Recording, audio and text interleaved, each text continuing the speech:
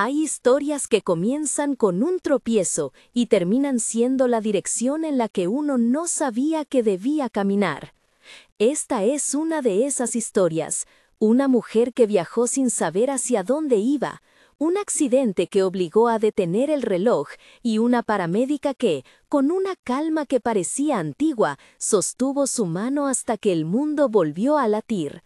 Si buscas consuelo, esperanza y la prueba de que a veces la vida te revela quién eres en el momento más inesperado, quédate hasta el final.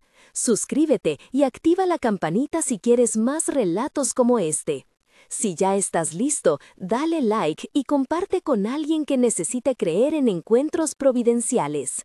Ahora vuelve conmigo a ese aeropuerto, al ruido constante de maletas y anuncios, y escucha cómo un gesto simple puede cambiar una vida. Clara había llegado a la terminal con el cansancio pegado a los huesos. Había dejado atrás una ciudad pequeña donde las calles conocían su paso y una familia que esperaba respuestas que ella no tenía. Venía a Madrid con la intención de empezar de nuevo, o al menos así se lo había dicho a sí misma durante el vuelo. Buscar trabajo, ahorrar, aprender a vivir sola sin que el eco de lo que no se había vivido la persiguiera. Llevaba una mochila gastada, una chaqueta que olía a café y una lista de pequeños deberes escritos en un papel que ya se había arrugado. No estaba preparada para que la ciudad le devolviera algo que no había pedido, un descubrimiento interrumpido por el miedo. El aeropuerto estaba lleno de voces que se cruzaban con el zumbido lejano de los motores y el olor a pan recién hecho. Ella caminó siguiendo las señales, con la vista pegada a la pantalla que cambiaba puertas como quien pierde un pulso, hasta que un mareo se le alzó por sorpresa. El suelo pareció moverse en ondas y la luz se volvió un disco lejano. Antes de que pudiera decir algo, su cuerpo decidió por ella. Se dejó caer en un banco, la cabeza apoyada en el respaldo, la mochila enroscándose entre sus piernas como un animal que intentaba refugio. Al lado, una mujer con un chaleco verde y las manos manchadas de la jornada notó el movimiento inmediato. No fue la alarma pública ni el personal del aeropuerto quien llegó primero. Fue ella, la paramédica, que se inclinó con la seguridad de quien ha visto lo frágil y ha aprendido a hablarle sin sobreactuar. Tenía el pelo recogido en una coleta que delataba prisa y unas ojeras que hablaban de turnos impredecibles. Su rostro, sin embargo, era tranquilo, con la calma de quien sabe sostener el tiempo hasta que llega la ayuda. ¿Estás bien?, preguntó la mujer, sin dramatismo, como si la pregunta fuera suficiente para recordar a Clara que estaba viva. Clara intentó responder y salió un hilo de voz, seco, como cuando se intenta nombrar un sueño. La paramédica quitó la mochila, le desabrochó la cremallera de la chaqueta y colocó una mano en la frente de Clara que era cálida. No había prisa, pero todo a su alrededor empezó a moverse en un orden que no reconocía. La voz de la mujer llamando por su nombre, un pequeño radio zumbando, la sombra de otros cuerpos acercándose con profesionalidad. «Me llamo Marina», dijo la paramédica al inclinarse, y fue el sonido de esa palabra lo que primero atrapó a Clara más allá del alivio, la manera en que la sílaba final se apoyó como una promesa. «Respira hondo. ¿Tienes alergias? ¿Tomas algo?» Las respuestas de Clara fueron fragmentos, nervios, poco comer, pocas horas de sueño. Marina anotaba con una naturalidad que le quitaba gravedad a la situación, con guantes, una toalla y una voz que parecía diseñada para el caos, midió la tensión, le dio un poco de agua y la hizo sentar de nuevo. Mientras lo hacía, apretó su mano por un instante, un gesto que pretendía ser práctico para indicar que debía mantenerse firme.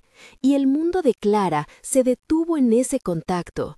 La palma de Marina era fuerte y fría, las uñas cortas, la piel con pequeñas marcas de trabajo. Era un ancla pequeña y directo al centro de algo que Clara no supo nombrar. Le dijeron que la trasladarían a la enfermería del aeropuerto para observación. La ambulancia llegó con su rumor metálico y las luces apagadas, como si el espectáculo hubiera decidido quedarse abajo.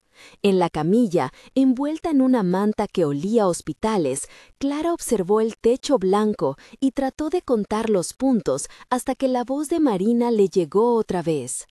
«Te voy a acompañar en el traslado», explicó, con esa mezcla de deber y elección que al mismo tiempo dejó en claro que nadie la dejaba sola.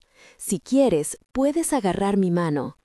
Ella no sabía si lo aceptó por miedo o por alivio. La mano de Marina se cerró sobre la de Clara con la misma firmeza que antes, pero ahora hubo tiempo para la sorpresa. El pulso, la calidez, la manera en que sus dedos se acomodaron. Clara sintió que algo dentro de ella se movía. No era dolor ni necesidad inmediata, era la sensación de un cordel que hasta entonces no había sabido que llevaba atado. Cerró los ojos y allí, en la ambulancia, entre el olor a desinfectante y el silencio profesional, ocurrió una pequeña revelación que no fue un rayo ni una epifanía teatral. Fue la simple evidencia de un deseo nuevo, confuso, que su cuerpo reconoció con una claridad insoportable. En la enfermería, mientras le tomaban sangre y le repetían preguntas que ya había respondido, Clara observó a Marina como quien mira una ciudad desconocida desde la ventana del avión, con atención, sin mapas. Marina hablaba con la naturalidad de quien ha hecho aquello tantas veces que aprender a consolar a extraños forma parte del oficio.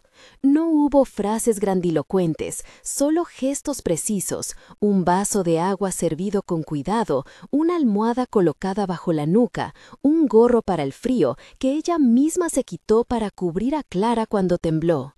En cada acción había una dignidad que no humillaba, que no preguntaba por historias que a Clara le costaba ordenar. «¿Vas a quedarte en Madrid?», preguntó en un momento Marina, sentada al lado de la camilla, con la luz de la tarde filtrando por la persiana. Clara tragó antes de responder. No había un plan sólido, solo una serie de pequeños pasos que la empujaban hacia adelante. Contó lo esencial: la búsqueda de trabajo, la familia que esperaba noticias, la necesidad de un lugar donde sentir que le pertenecía algo más que la nostalgia. Marina escuchó sin prisa y, cuando Clara terminó, apoyó la cabeza contra el respaldo y dijo algo que parecía casual, pero que Clara guardó en la memoria. «Tengo una amiga que trabaja en una ONG que busca profesores de apoyo. Puede que tengan algo temporal. ¿Quieres que le pregunte?». La oferta era concreta y práctica, sin sentimentalismo. Fue esa clase de ayuda la que, poco a poco, enseñaría a Clara a confiar de nuevo. No promesas etéreas, sino manos que mueven puertas. Agradeció con una sonrisa contenida, y Marina le dio su tarjeta. No era la típica tarjeta institucional, era un trozo de cartulina con un móvil escrito a mano y una dirección. Clara pensó en lo improbable de la situación. Acababa de conocer a alguien que no solo la había salvado, sino que le abría una posibilidad. Fue un hecho simple que desde dentro sonó enorme. Antes de que la dejaran marchar, Marina se inclinó y, sin dramatismos, le dijo: «Cuídate, llama si necesitas algo, y por favor, come algo más fuerte que un café». La frase tenía una especie de ternura profesional que hizo sonreír a Clara. Al abrazarse a la vieja mochila, se sintió frágil y extrañamente en paz. Llevaba la mano de Marina aún en la suya, como si no quisiera que el contacto se disolviera en la distancia. Los días siguientes fueron un remolino de pequeños retos. Buscar piso en Madrid no era sencillo. Hubo llamadas que no respondían, anuncios engañosos y caminatas que terminaban con las piernas cansadas y la cartera medio vacía. Clara durmió en una habitación prestada varias noches, trabajó en cafés por propina más de una ocasión y en la mezcla de cansancio y determinación volvió a recordar por qué había decidido irse. Ya no podía seguir conteniéndose en una ciudad que le ofrecía pasado como única opción. Marina fue la excepción que no se imponía. No apareció de pronto en su puerta ni intentó salvarla otra vez con gestos grandiosos. Su ayuda fue una línea de continuidad, mensajes breves con recomendaciones, una conversación por teléfono cuando la inseguridad la asaltaba en la madrugada. Nunca pidió nada a cambio. Cuando Clara fue a la entrevista a la ONG, Marina la acompañó hasta la puerta y le apretó el hombro con esa familiaridad que había aprendido a reservar para los demás. «Ve sin miedo», le dijo, sonriendo, «eres más capaz de lo que crees». La entrevista resultó en un contrato temporal. No era el ideal ni un salario democrático, pero bastó para que Clara respirara. Podía alquilar una habitación, pagar el transporte y desayunar con calma al menos 2 veces por semana. Empezó a aprender las rutas de la ciudad, qué tren la llevaba más cerca del mercado, cuál era la panadería donde los croissants seguían calientes hasta media mañana, qué parque tenía sombra en verano. Poco a poco, Madrid dejó de ser una maraña de signos y se convirtió en un mapa que aprendió a leer. El vínculo con Marina creció en la medida justa, llamadas que se prolongaban más de lo esperado, cafés que se transformaron en cenas sencillas y, pocas veces, en la madrugada, conversaciones que rozaban lo íntimo sin cruzar líneas que ninguna de las dos parecía presionar. Clara descubrió que podía hablar de su infancia, de los celos que a veces no entendía, de la sensación de vivir en silencio respecto a ciertas cosas de su vida. Marina, en cambio, hablaba con la discreción de quien ha aprendido a ser compañía estable, de su trabajo, de por qué eligió atención prehospitalaria, de cómo la noche la había enseñado a mirar a las personas sin juzgarlas por su presente. Hubo momentos en que la duda se hizo visible. Clara se había criado en una casa donde la fe tenía un sitio central, se sabía las oraciones de memoria que la abuela recitaba al cerrar la puerta. Pero su corazón se negaba a encajar en los moldeos que la rodeaban. Sentía una atracción por Marina que le producía vergüenza y asombro en la misma medida. En la iglesia del pueblo, donde los domingos solían a incienso y pan, había aceptado consejos y miradas que interpretaban su silencio como timidez. Aquí, en Madrid, la verdad se presentaba con manos de paramédica, no un diagnóstico, sino una evidencia corporal que no podía negar. Una noche, después de un turno largo en el que Marina había atendido a un accidente en la carretera, Clara la esperaba en un café que abría hasta tarde. Cuando Marina llegó, cansada pero sonriente como alguien a quien le gustaba cumplir, las dos se miraron con la complicidad de quienes comparten algo que aún no fue nombrado. Hablaron de banalidades al principio, los discursos de desgaste laboral cambiaron por silencios que pesaban y luego se tornaron ligeros. Cuando llevaban horas y la madrugada empezaba a mostrar el borde azulado de la ciudad,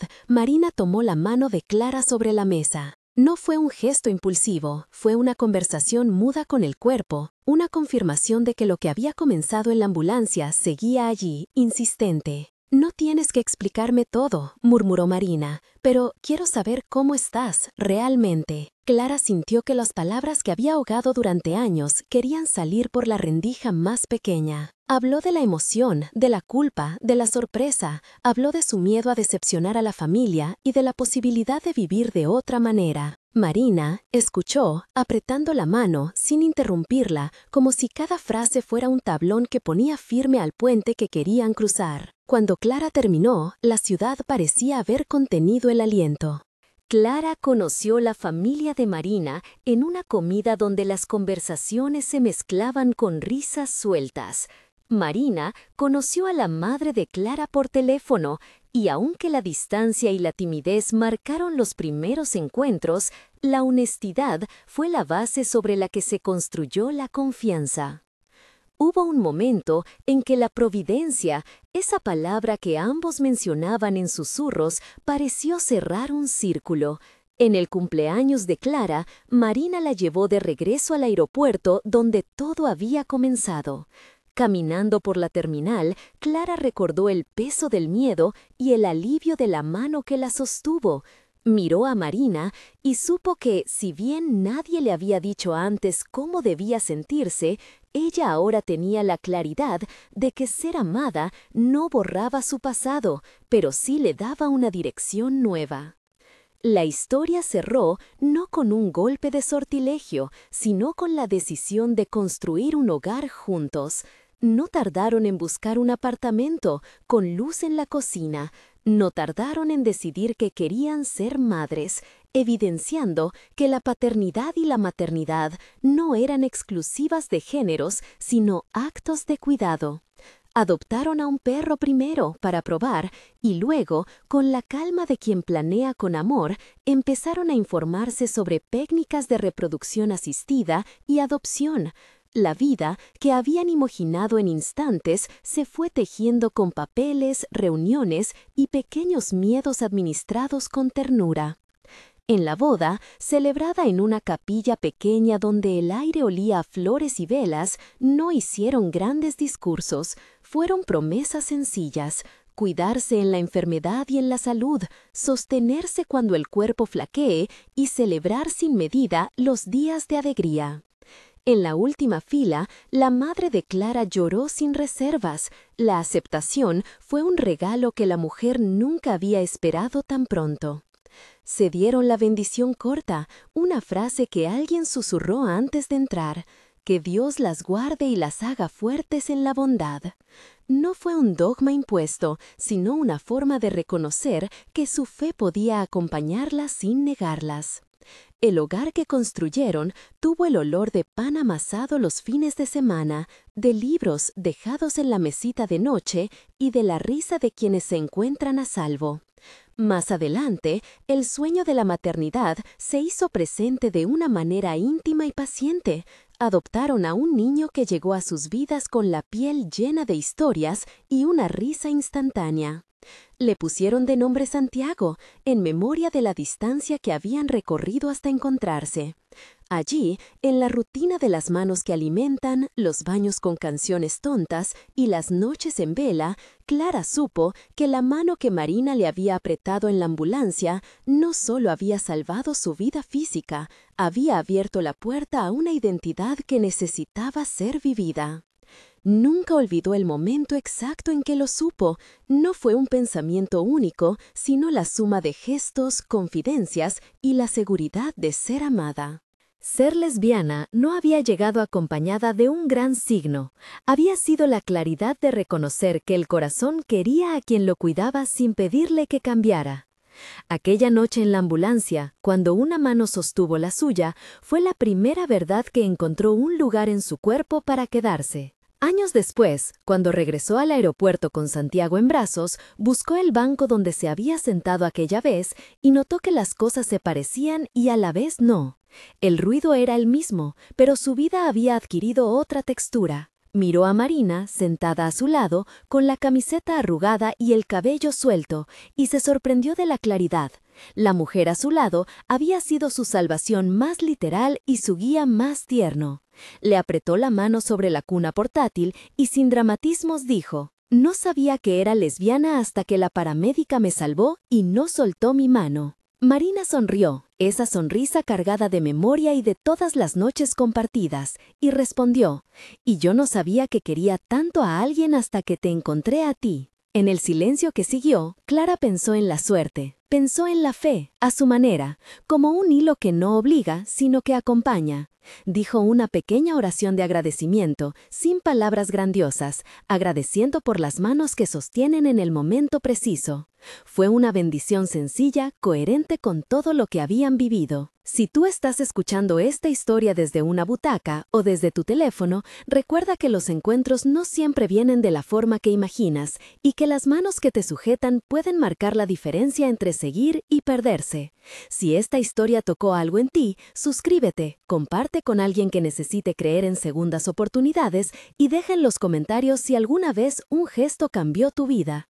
Gracias por quedarte hasta el final. Que la paz y la valentía te acompañen. La mañana en la casa tenía sus propios rituales, como si cada gesto fuera una nueva oración de costumbre. El pan que se doraba en el horno exhalaba un olor que parecía ordenar el día. Las cortinas, remendadas por Marina una tarde de lluvia, dejaban pasar una luz que caía en franjas sobre la mesa de la cocina. Santiago, con las rodillas aún raspadas por alguna aventura del recreo, reclamaba 2 tostadas y un cuento extra antes del cole. En esos instantes, la vida se mostraba en su modestia más convincente. La ternura no necesitaba grandes gestos para sostenerse. Bastaban manos que atendieran a tiempo y voces capaces de convertir lo cotidiano en abrazo. Clara observaba desde el umbral mientras Marina doblaba la ropa de la noche anterior. Había una paz práctica en la manera en que Marina resolvía el desorden, manos que no dramatizaban los huecos del día, que llenaban con actos pequeños la sensación de que todo iba a irse arreglando. A veces, cuando el silencio quedaba a su favor, Clara recordaba la ambulancia como un acontecimiento que ya no ardía como una herida abierta, sino que brillaba como un punto de inflexión.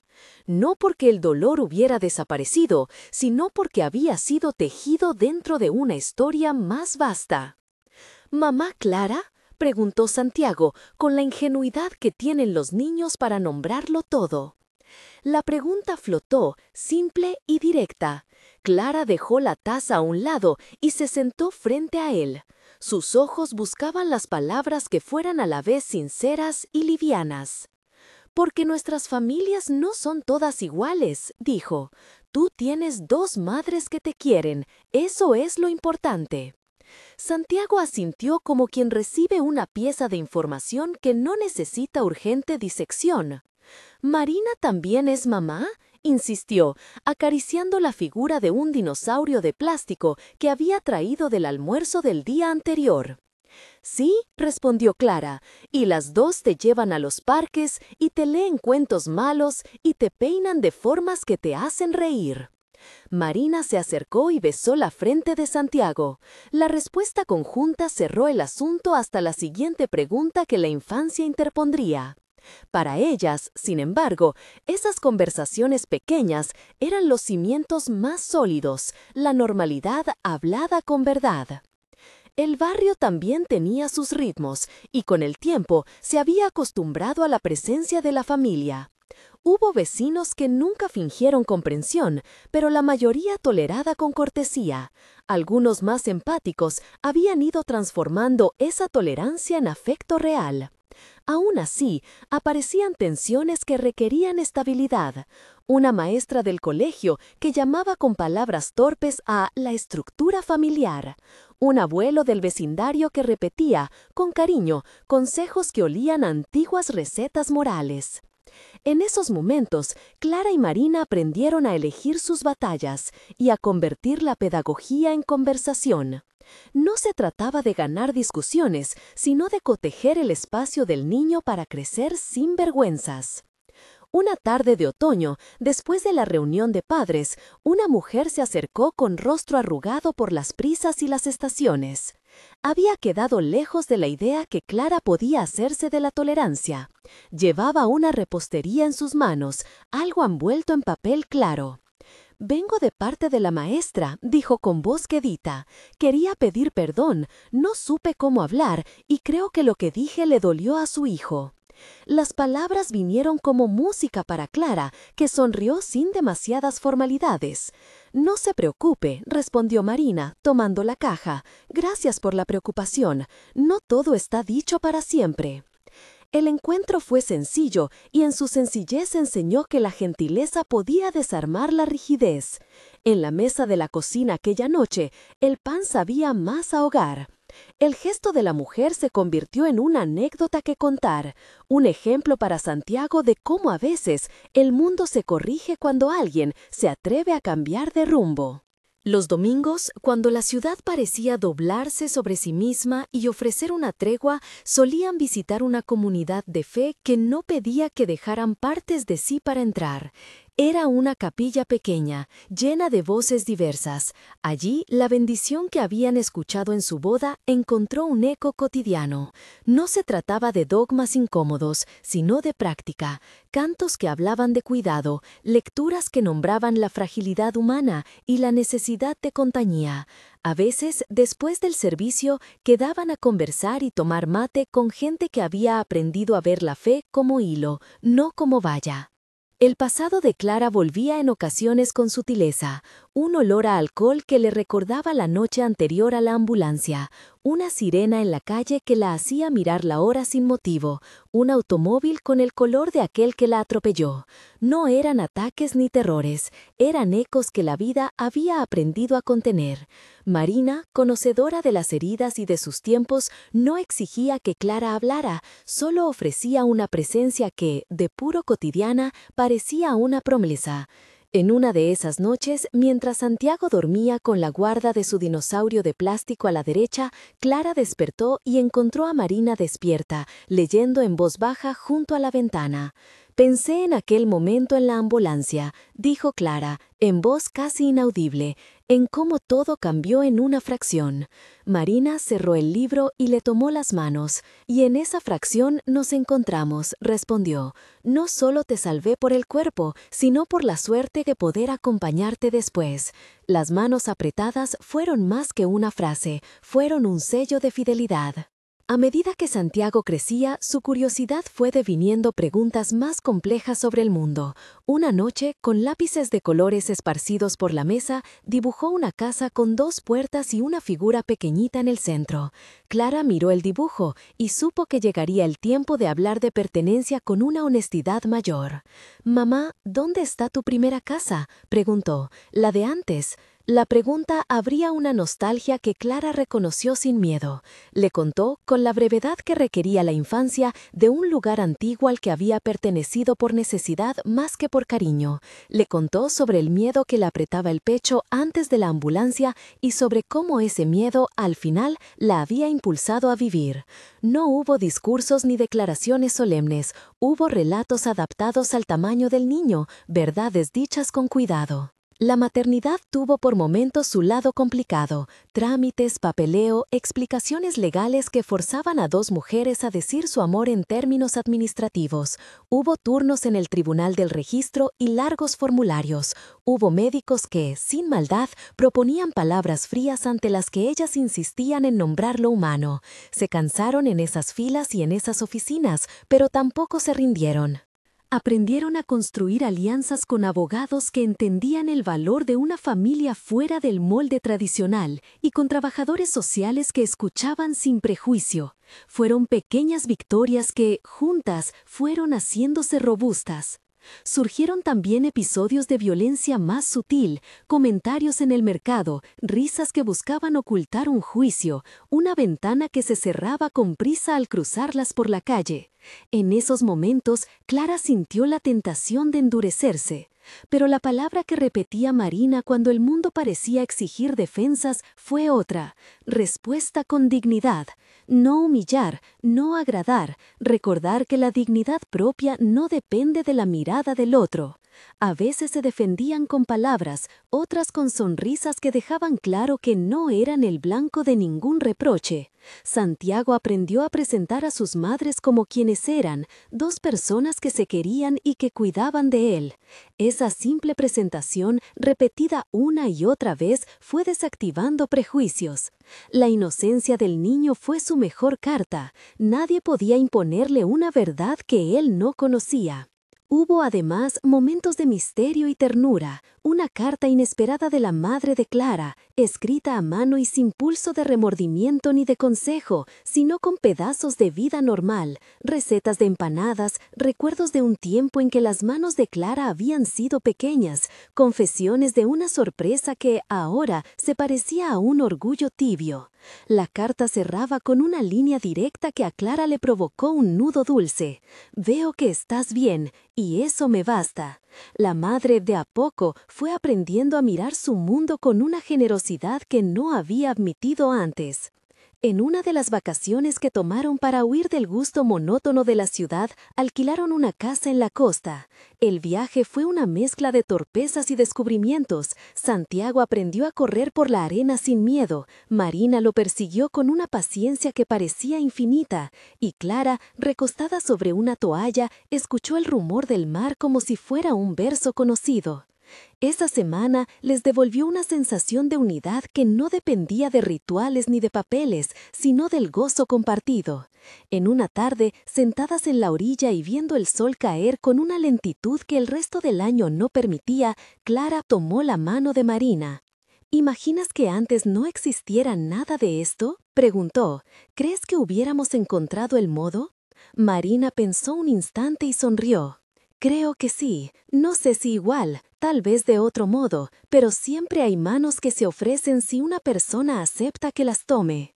La frase resonó con la simpleza de una verdad que no necesita muchos lujos.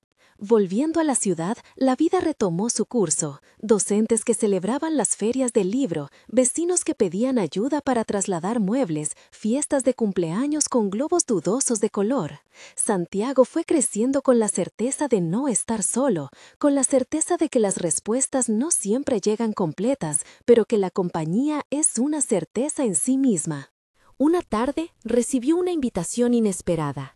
Una carta de una organización que proponía un ciclo de charlas sobre paternidades diversas. Decían, con un lenguaje sobrio, que querían incluir testimonios de familias que rompían esquemas para que otros pudieran ver opciones posibles.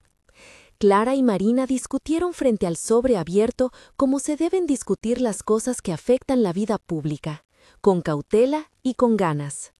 Pensaron en la exposición del niño, en las miradas que a veces podían doler y en el bien mayor de hacer visible lo que muchas veces se invisibiliza. Podríamos ir juntas, propuso Marina, contar lo que nos parezca pertinente, no crear espectáculo, ser honestas. Clara sintió la misma mezcla de temor y deber que se tiene ante algo que implica salir sin máscaras. Si lo hacemos, dijo, que sea para que otros sepan que hay alternativas, no para convertirnos en ejemplo perfecto. Somos una familia imperfecta, punto. La decisión fue a la vez humilde y valiente. Acordaron presentarse en un espacio donde podrían ser ellas mismas sin adornos ni reservas. Prepararon palabras, sí, pero sobre todo eligieron contar el pulso del día a día, la risa de Santiago, las mañanas de pan, las visitas de la madre de Clara que ahora traía recetas y abrazos. Hablaron de cómo la fe las había acompañado sin exigirles renuncias, de cómo el amor puede convivir con la fragilidad humana. La charla tuvo una respuesta que superó las expectativas. Oyentes que se acercaron con timidez, otros que volvieron la cabeza a mirar con curiosidad, algunos que pidieron consejo con una urgencia bonita. No faltaron comentarios contrarios, como siempre, pero la balanza se inclinó hacia la empatía. En las conversaciones posteriores, muchos expresaron que ver una familia con su normalidad les había abierto puertas. Madres jóvenes, parejas que temían exponerse, abuelos buscando palabras para aceptar. Esa visibilidad no eliminó las noches en que el pasado llamaba a la puerta con preguntas inclementes, pero ayudó a disipar la soledad que a veces amenazaba con posarse sobre los hombros. Clara, que había llegado a la vida adulta con la sensación de que ciertas identidades debían permanecer ocultas, descubrió en el contar una herramienta de curación. Una mañana de invierno, mientras preparaban la vianda de Santiago y revisaban la lista de cosas para el colegio, llegó un sobre distinto, una carta sin remitente que contenía un papel doblado con letras apretadas. Al desplegarlo, reconocieron la caligrafía que ninguna de las dos esperaba. Era de la mujer que, años atrás, había susurrado la bendición en la capilla el día de la boda. En su texto, contaba que había pensado en ellas muchas veces, que había orado por el niño con la insistencia de quien no puede dejar de desear bien, y que si alguna vez necesitaban compañía o una voz en la iglesia, su casa estaba abierta. La emoción fue simple, sin alaracas. Mariana, no Marina. La señora se llamaba Mariana, y la similitud de nombre le produjo una sonrisa a Clara. Les ofrecía lo que había ofrecido sin saberlo desde el inicio, una pertenencia que no obligaba, una acogida que estaba lista para recibirlas. La carta, con tinta corrida por algunas lágrimas viejas o recientes, fue un recordatorio de que la bondad a veces llega en sobres inesperados. Esa tarde, con Santiago dibujando garabatos en la mesa, Clara y Marina se miraron sin necesidad de palabras largas. Habían atravesado tanto y, sin embargo, seguían aprendiendo la lección más sencilla. La vida se compone de encuentros que no siempre son espectaculares, pero que forman la trama resistente de la existencia. Se tomaron de las manos y por unos segundos sintieron sobre sus palmas el peso ligero de todo lo que habían construido. El porvenir, como siempre, seguía teniendo preguntas sin contestar.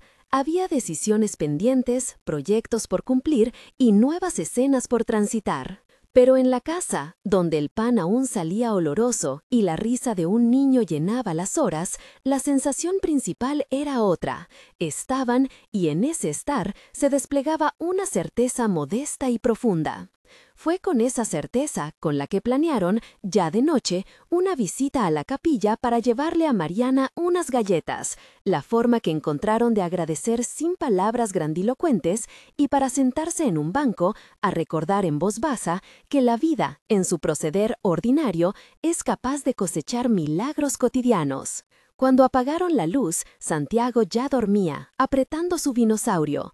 Clara y Marina se quedaron unos minutos más mirando el techo, como si el tiempo fuera un lienzo donde todavía cabían muchos trazos. No dijeron promesas nuevas ni hicieron grandes planes. Se tomaron las manos y en el silencio compartido celebraron lo que ya era, la posibilidad de seguir siendo ellas mismas cada mañana, a pesar de los temores, a pesar de las preguntas. Y así, con esa modestia, la casa respiró y cerré el día en paz, sabiendo que la historia continuaría con su mezcla de ternura y desafíos, de abrazos y de conversaciones por venir. Al día siguiente, el olor a galletas llenó la cocina desde temprano.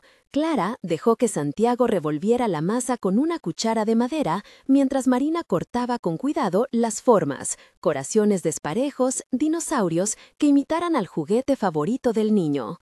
Las manos de Marina, acostumbradas a medir tiempos y costos en el trabajo, se movían ahora con otra precisión, la del gesto que no se apresura, pero no se olvida. Había en su rostro una concentración suave, como la de quien rescata un acto pequeño para convertirlo en agradecimiento. Santiago, con harina en la punta de la nariz, decía que debían llevar también una de sus hojas con garabatos, para que Mariana vea cómo dibujo nubes, anunció con la solemnidad de los 4 años. Clara sonrió y guardó la hoja en el bolso junto a las galletas envueltas en un paño claro, la tela que había usado su abuela para envolver pan los domingos. El gesto parecía un puente entre las historias de la casa y el porvenir que iban tejiendo. La capilla estaba a media cuadra, un edificio bajo, de madera y paredes blancas que conservaban la memoria de otras manos. Entraron sin hacer ruido. El banco más cercano a la ventana ya estaba ocupado por Mariana, que las esperaba con una taza caliente en la mano. Al verla, las dos mujeres se dieron cuenta de que la carta no había sido una cortesía distante. La invitación era real y la mujer había preparado un sitio concreto para ellas. Mariana las recibió como quien recibe a una familia conocida por la costumbre más que por la sangre. Sus ojos eran claros, con la vivacidad de quien ha escuchado muchas historias y conserva el hábito de permanecer abierta.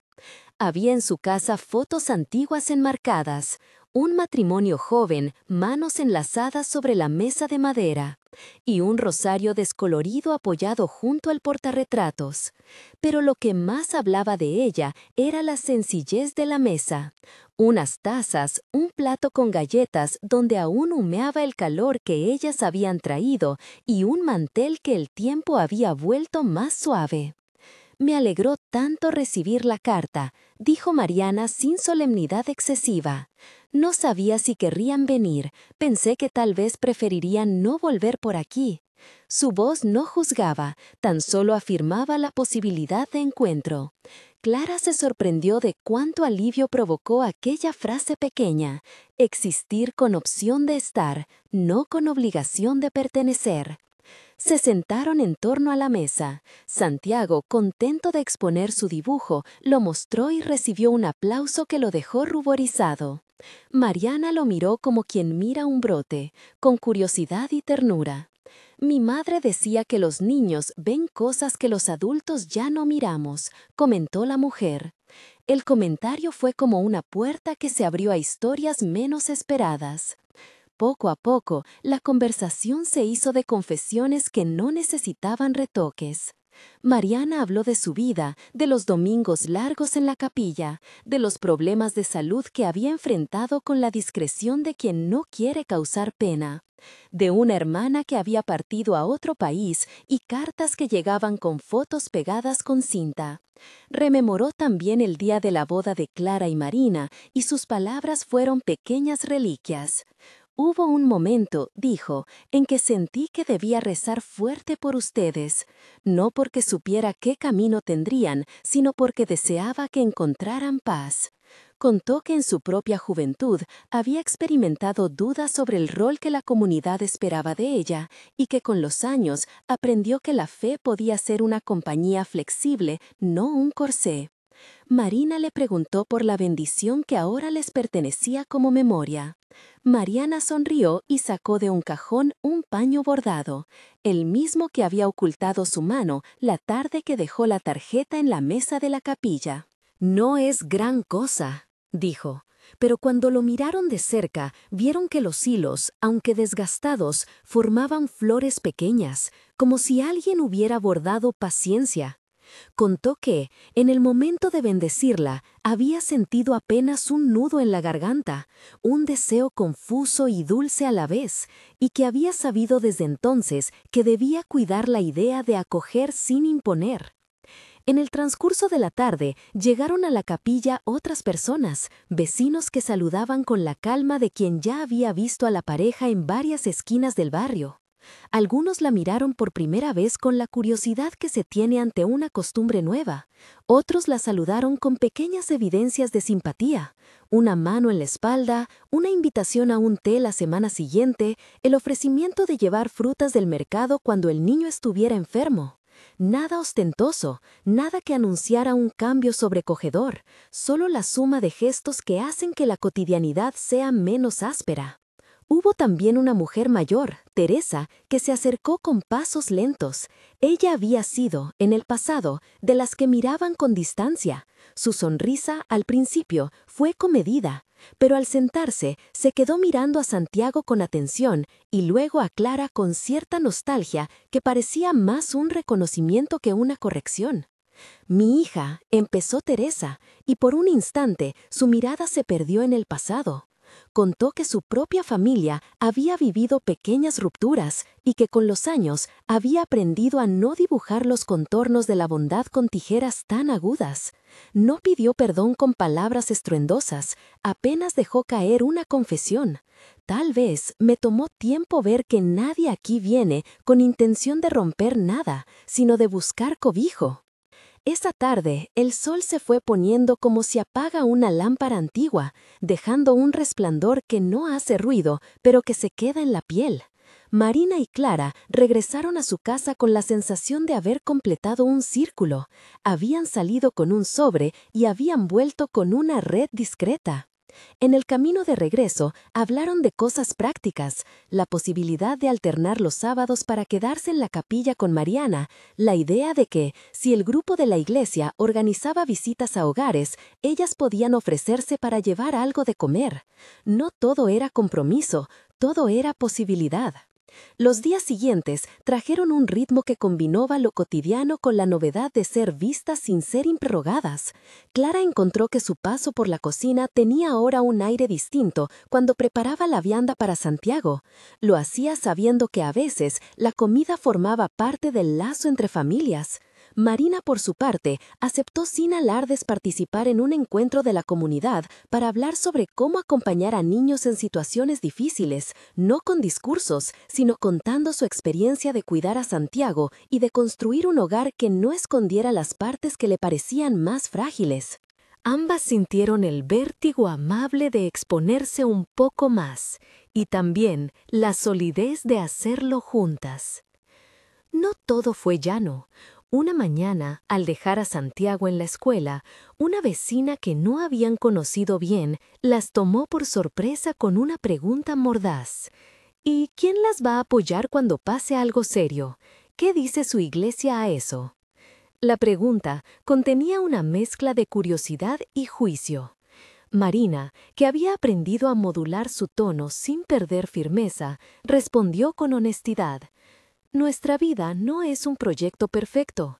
Buscamos apoyo donde lo encontramos y también aprendemos a sostenernos entre nosotras.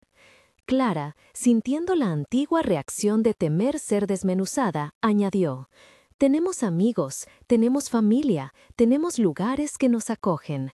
No todo tiene que ser una batalla pública.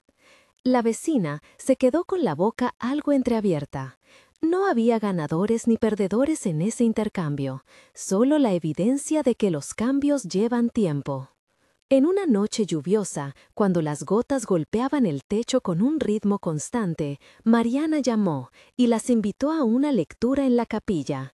Una mujer joven leería su testimonio sobre la maternidad en circunstancias inesperadas. Era un gesto sutil, abrir el recinto para historias que resonaran con lógicas diferentes. Clara y Marina fueron. Santiago se quedó con una vecina que ya de a poco se ofrecía a quedarse con él cuando ellas debían cumplir compromisos. La lectura fue sencilla, entrecortada por algunos sollozos, y al terminar hubo aplausos que no buscaron rostros de héroes, sino la honestidad de quien comparte su camino. La comunidad se iba moldeando en pequeños actos. Algunos domingos, tras la misa, la gente se agrupaba en la vereda con mate o café, y las charlas se estiraban hasta que la tarde caía. Clara se dio cuenta de que en esos encuentros su voz encontraba más espacio que antes. Podía contar un temor sin que una opinión lo transformara en sentencia. Y Marina, que había entrado con la defensa puesta, percibió cómo su cuerpo se relajaba frente a gestos que no pidieran nada a cambio. En la casa, las noches volvieron a tener la textura de costumbre. Santiago con su dinosaurio, la mesa con restos de pan, la conversación en voz baja antes de apagar la luz. Pero ahora había una cosa más, la expectativa prudente de nuevos encuentros. Planearon un taller de cocina para la comunidad, una excusa para reunir personas y compartir sabores. Pensaron también en un grupo de lectura para padres, un sitio donde se pudieran conversar dudas sin que el permiso o la condena fueran el argumento final. Hubo otro momento, más privado, que removió a Clara.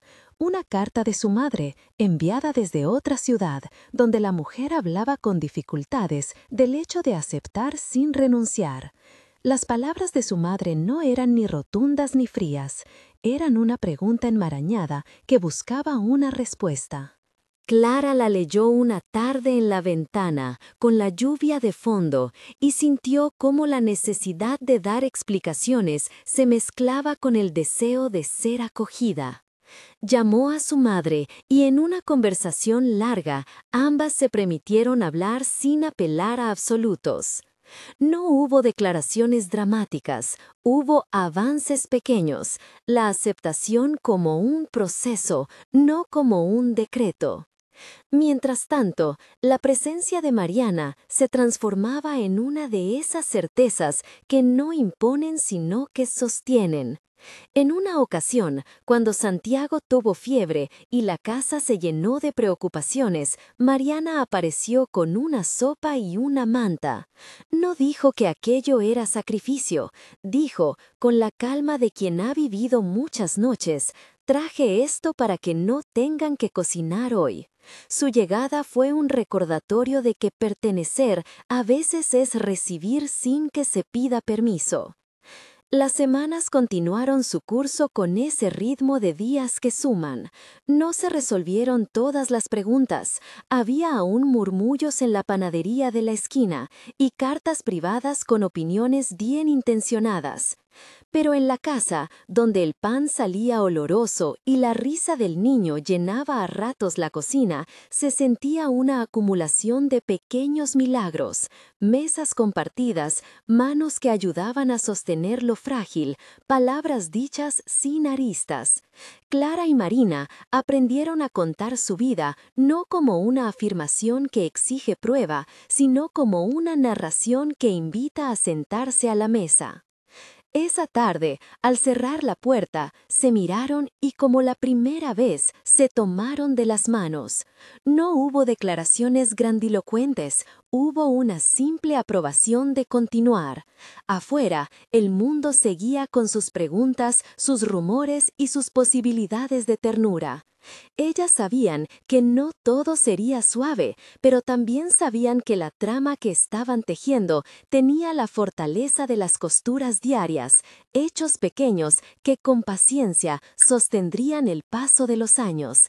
Y con la certeza de esa paciencia se apagaron las luces de la casa y dejaron que la noche entrara, tranquila como quien ha aprendido a volver a casa cada día.